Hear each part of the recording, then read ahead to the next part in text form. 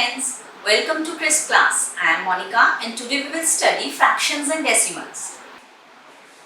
Today we will do multiplication of decimal numbers.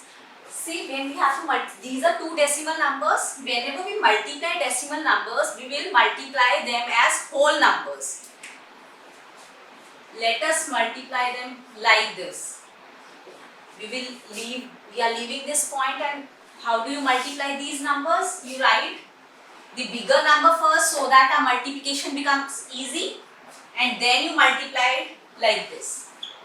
In the same way you will multiply these. First you will write the bigger number multiplied by 1.2. Now multiply them. 5 2s are 10, 4 plus 1, 5. Now this is 5, 1 multiplied by 2 is 2. Now add them. This is how we have multiplied them, as we multiply whole numbers. Now how we will place the decimal point in our answer? We will count the number of digits to the right side of the decimal point in both the numbers. This is 1. After the decimal point, how many numbers are there in total? 1, and here also it is 1. So 1 plus 1, 2. So what we will do is, in our answer we will move from the rightmost digit. From here we will count 2 places and place the decimal point. 1, 2. We will place the point here. So our answer is, this is our answer. You will count the digits which are to the right side of the decimal point, add them, and then place the decimal point. You will count the digits from the rightmost digit here and place the point here. Suppose we have 3.28 multiplied by 4.2. This is our question. We have to multiply them. So we will multiply these two numbers as we do whole numbers. And after that, how we will place the decimal point? See here, how many digits are there to the right side of the decimal point? 1, 2. And here 1. So 2 plus 1 is 3. So in our answer, we will leave 3 digits and place the decimal point here. This is how we will place the decimal point. Now see, how do we multiply these decimal numbers with 10, 100, 1000, 10,000? How do you multiply 368 with 10? See, this is 36.8. If we leave this point, how do you multiply this number with 10? You directly write 3680. This is how you multiply. So here what you will do, you will multiply these two numbers as whole numbers. 3680.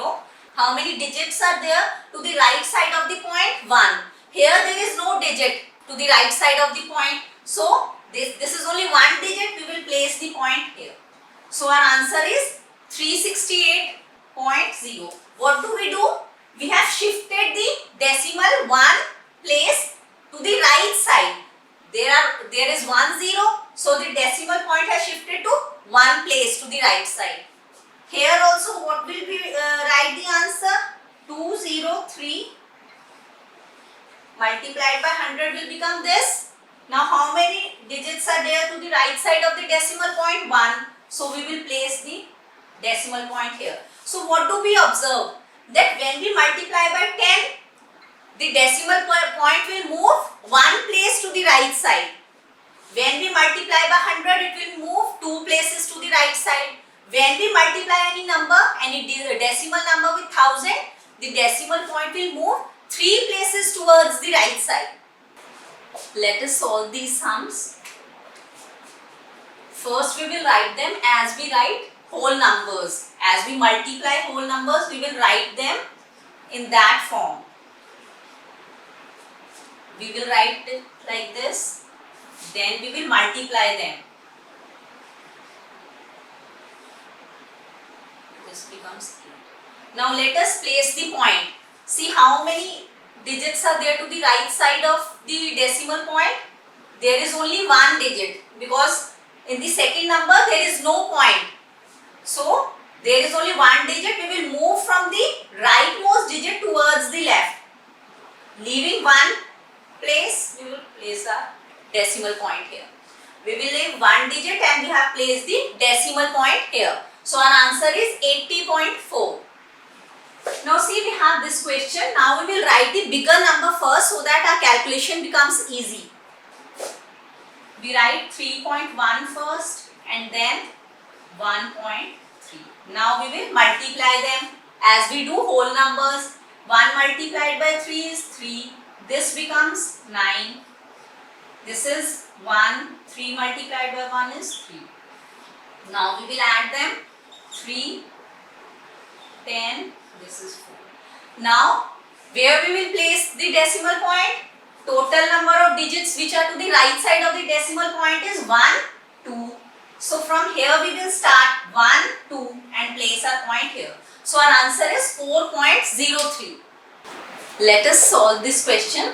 Find the area of rectangle whose length is 5.7 centimeters and breadth is 3 centimeters. First of all, let us make the figure. We have a rectangle whose length is 5.7 centimeters and breadth is 3 centimeters. So, what is given to us? Length is equal to 5.7 centimeters and breadth is equal to 3 centimeters. Now, what is the area of a rectangle? The formula of area of a rectangle is area of rectangle is length into breadth. Length is 5.7 centimeters. Breadth is 3 centimeters. What we will do? We will multiply these two.